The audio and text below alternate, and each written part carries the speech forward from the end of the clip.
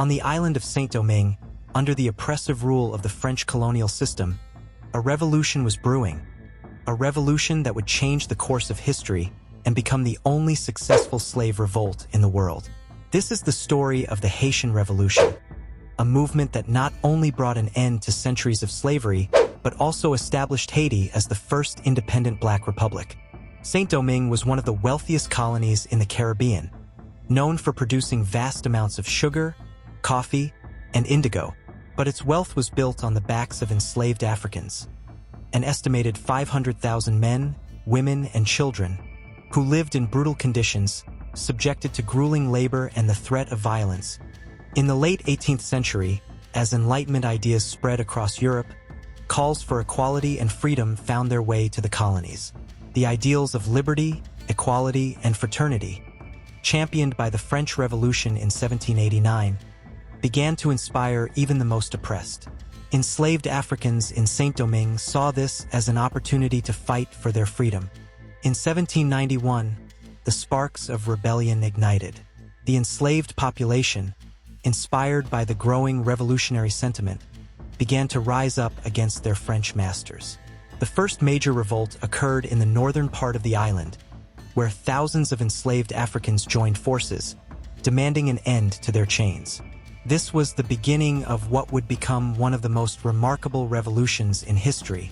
Among the leaders of the revolt was a former slave named Toussaint Louverture. Known for his military genius and political acumen, Toussaint rose to prominence as the leader of the revolution. His understanding of military strategy, his ability to unite diverse groups of people, and his diplomatic skills allowed him to bring together enslaved Africans, freedmen, and even some sympathetic French colonists under his leadership. Toussaint's leadership was crucial in turning the tide against the French forces. He used guerrilla tactics and strategic alliances to outmaneuver the much larger and better-equipped French army. Under his command, the rebels grew stronger, and the revolution gained momentum. The French Revolution of 1789, with its cries for liberty, equality, and fraternity, sent shockwaves throughout the French colonies. However, the revolution also sparked a power struggle between various factions back in France. As the revolution deepened, the French government in Paris struggled to maintain control of its far-flung empire, including the volatile colony of Saint-Domingue. At first, the French government tried to suppress the rebellion, sending troops to restore order. But the revolutionaries, bolstered by Toussaint Louverture and other leaders, continued to gain ground. In 1794, in an attempt to quell the rebellion and to align with revolutionary ideals, the French National Convention abolished slavery in all French colonies.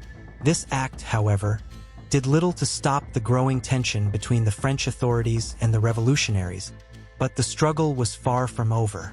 The revolution drew in foreign powers. The British and the Spanish, hoping to exploit the chaos, both sent forces to the island to support the French or to seize control for themselves. The island became a battleground with various factions, some loyal to France, some supporting foreign invaders. Clashing in brutal confrontations, Toussaint, ever the strategic thinker, negotiated with Spain and even the British at different points.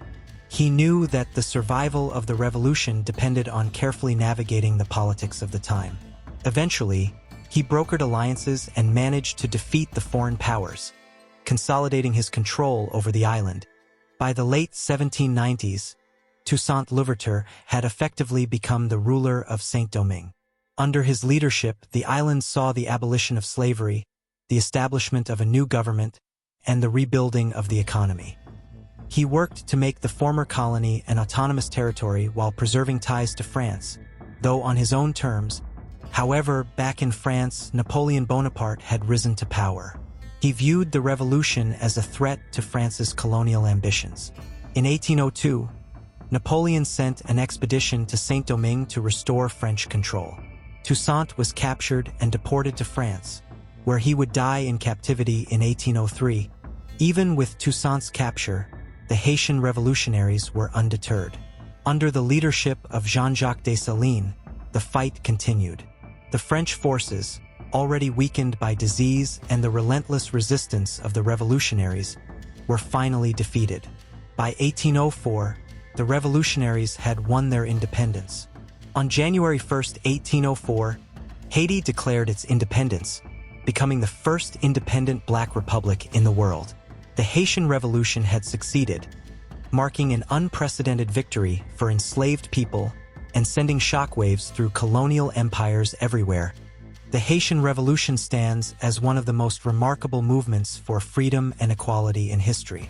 It was the only successful slave revolt, overthrowing the might of the French colonial empire and establishing the first independent black republic.